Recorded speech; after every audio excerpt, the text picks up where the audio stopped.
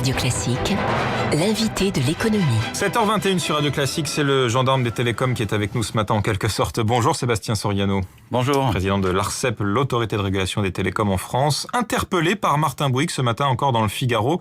Il estime que les conditions faites aujourd'hui aux différents opérateurs en France ne sont pas équitables. L'allusion à la possibilité accordée à Free depuis 2012 de louer le réseau mobile d'Orange pour lancer ses propres offres. Qu'est-ce que vous lui répondez à Martin Bouygues ce matin ?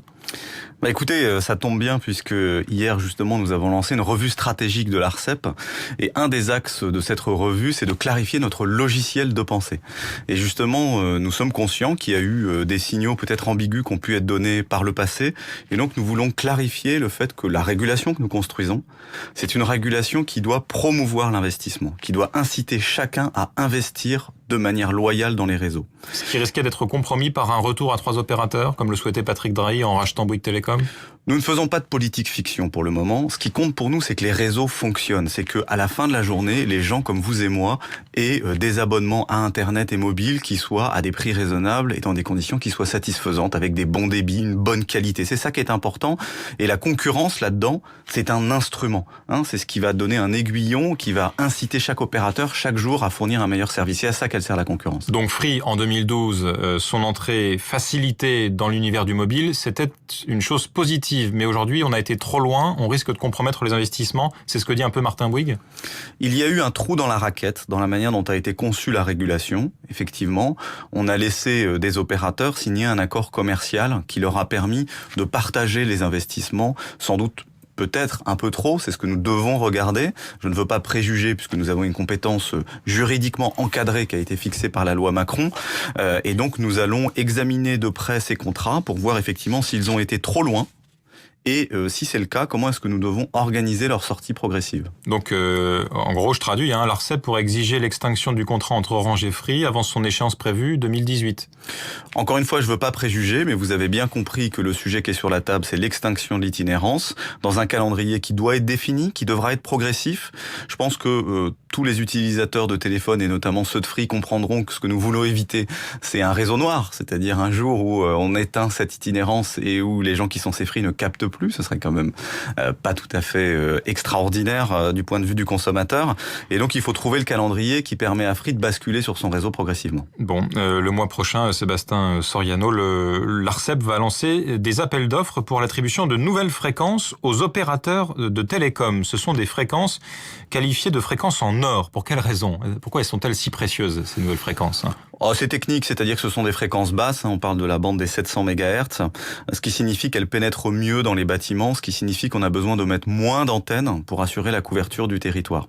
Et ce que nous avons voulu faire avec ces fréquences, c'est imposer des nouvelles obligations de couverture aux opérateurs qui soient plus liées aux usages, aux nouveaux usages. Notamment la mobilité, Internet mobile ? Absolument. Et donc ça fait aussi partie de la revue stratégique de l'ARCEP, c'est que nous devons être au rendez-vous des nouveaux usages et parmi ceux-là, il y a l'hypermobilité. C'est le fait que aujourd'hui, l'accès par défaut au réseau, c'est le téléphone mobile.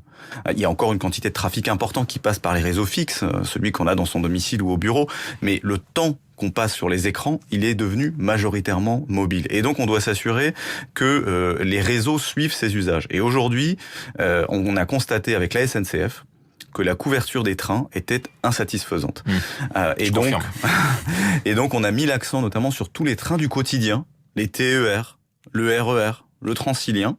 Il y aura des questions particulières pour les zones souterraines, mais en tout cas pour toutes les zones aériennes, nous mettons des obligations obligatoires de couverture qui devront amener à terme à couvrir 90% de ces lignes. C'est plus compliqué pour le TGV parce que ça va trop vite ? Alors le TGV va très vite, par ailleurs les wagons sont blindés, donc ça soulève des questions techniques. Donc là-dessus, ce que nous allons faire, c'est que nous allons organiser du name and shame, nous allons nous placer un peu comme une agence de notation, c'est-à-dire que nous allons publier une information très fine sur qui couvre quoi. Donc sur le Paris-Marseille, tel tronçon, est-ce que c'est Orange, Bouygues, SFR qui est le meilleur ? Et ce qu'on espère, c'est qu'à travers cette notation, on crée une incitation aux opérateurs à améliorer leur couverture. Donc, quelles seront les nouvelles exigences dans ces appels d'offres au final pour les opérateurs?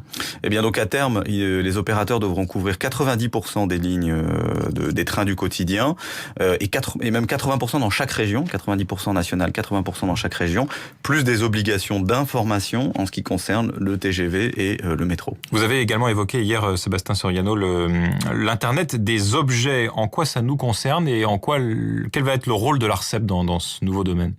On arrive dans un nouveau monde. On a connu un monde dans lequel le téléphone et les réseaux permettaient d'abord de connecter des hommes, des gens, pour communiquer entre nous. Demain, la nouvelle frontière, c'est qu'il va y avoir des milliards et des dizaines de milliards de capteurs qui vont être présents chez vous, dans votre frigo, dans votre cafetière, dans votre voiture, sur la route pour capter des places de parking. Dans les t-shirts quand on court. Dans les t-shirts quand on court, absolument, dans votre montre, etc. Et donc tous ces capteurs vont solliciter le réseau et ça va nous amener à des nouvelles problématiques. Comment est-ce qu'on vérifie la solidité de ces réseaux et le respect de la vie privée? Comment est-ce qu'on s'assure que ces réseaux fonctionnent entre eux, hein? Typiquement, comment est-ce qu'on s'assure que quand on achète un t-shirt pour courir à la virgule, il marche avec le smartphone à la pomme et que quand on Vous êtes très habile pour ne pas citer les marques. et quand on passe à une autre marque, ça continue à marcher. Voilà le genre de problématiques auxquelles il faudra qu'on se confronte. Bon, et ça c'est pour quand? C'est pour demain ou après-demain? Écoutez, c'est déjà une réalité aujourd'hui. Il y a des opérateurs, notamment Sigfox et le consortium LoRa, qui se lancent dans des déploiements massifs, non seulement en France, mais à l'échelle mondiale. Il y a une vraie concurrence entre des standards, des innovations. Notre but n'est pas de réglementer a priori et d'empêcher cette innovation, mais de comprendre. Et donc, nous lançons un cycle d'audition pour cartographier tous les enjeux de politique publique en vue d'un rapport dans un an. Merci beaucoup, Sébastien Soriano, d'être venu ce matin. Le président de l'ARCEP, l'autorité de régulation des télécoms, invité de l'économie de Radio Classique.